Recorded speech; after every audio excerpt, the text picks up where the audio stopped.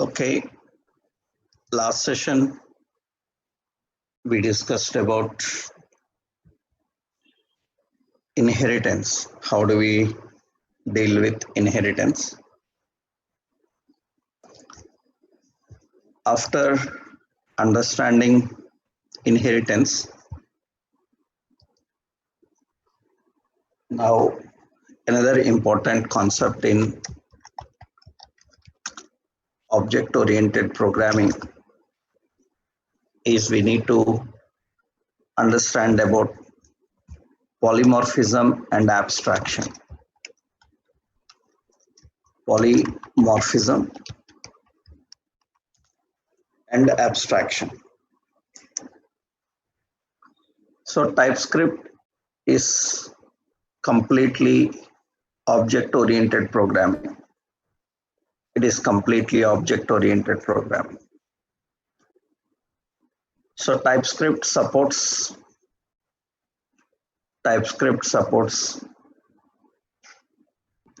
all features of OOPS, everything related to OOPS. Then the point how it handles the concept of working with object-oriented, right? OOP concepts, right? In this, polymorphism is one of the key features. Polymorphism is one of the key features. Technically, what is polymorphism and how this polymorphism works, we will see that. So, in general, how people usually explain about polymorphism, and technically how we need to understand about polymorphism. Just one point we will see that. Actually, first I will give you a general description about it. Then we can understand about technical definition about it. At a general definition, what is exactly polymorphism is and how do we implement this polymorphism. Let's take one example. Actually, so if you are already aware of object-oriented programming, so you know some definition about polymorphism, and you will describe that in different ways in different technologies actually. So let's see one simple technical point here. Actually, in general, I will take one simple example. Suppose we have a device called pager. Actually, earlier, before we started using mobiles, first we started using a device called pager. So I think many of you know that. Pager is a device which is used for sending SMS. For sending SMS, we have a pager. Especially for only SMS, we have a special device called pager. After we have a pager and we have a phone. We have a pager and we have a phone. So we have a phone for making the calls. And we have a camera for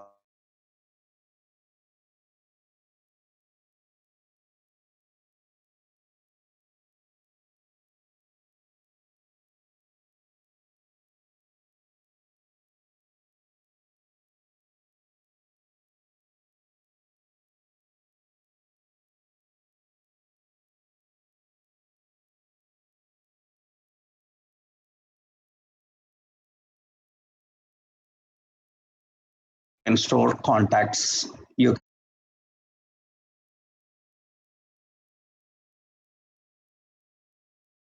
in this digital organizer actually. So we have several devices. We have several devices. For example, so devices, for example, see, I hope many of you know about this all, right? Actually, so we have a pager. I think if you have seen, many of you, this is pager. Earlier, we used this pager for sending SMS. Before mobiles, we have these pagers actually. So we have pager and digital organizer, digital.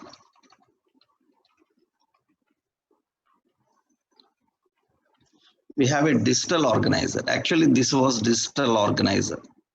I don't know if many one of you know about this or not. It works like a calculator. We can store our address, everything.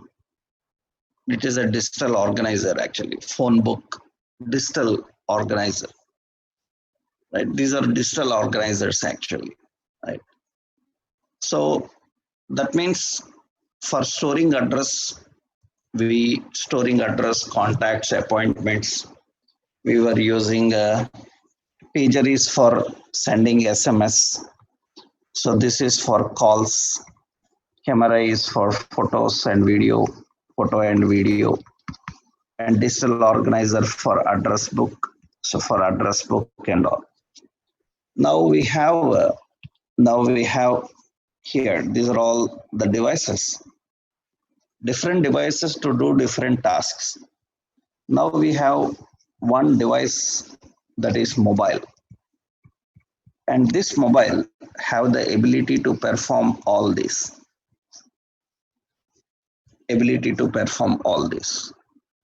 Remember one point. Ability to perform all this means, for example, this mobile have no SIM card. If it is not having any SIM card, still you can use this device. You can use this device for photos. You can use this device for organizing your addresses and all. Only the point is you cannot do these two tasks. But rest of the things you can manage. That means if any component is capable of doing the work of several components, and can have different behavior in different situations, then that component is exhibiting polymorphism. That means this can be used in poly is many, and morphos means forms. It can be used in many forms. So it can be used in many forms. So that is what technically polymorphism is. That means now mobile is a device which is a good example that exhibits polymorphism.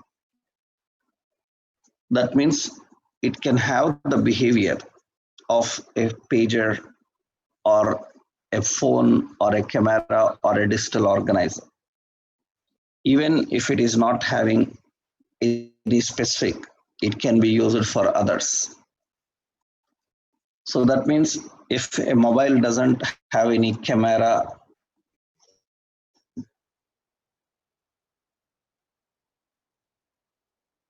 then no can use as phone calls and SMS. The point is one component is exhibiting multiple behaviors. So at different instances, it can have different functionality.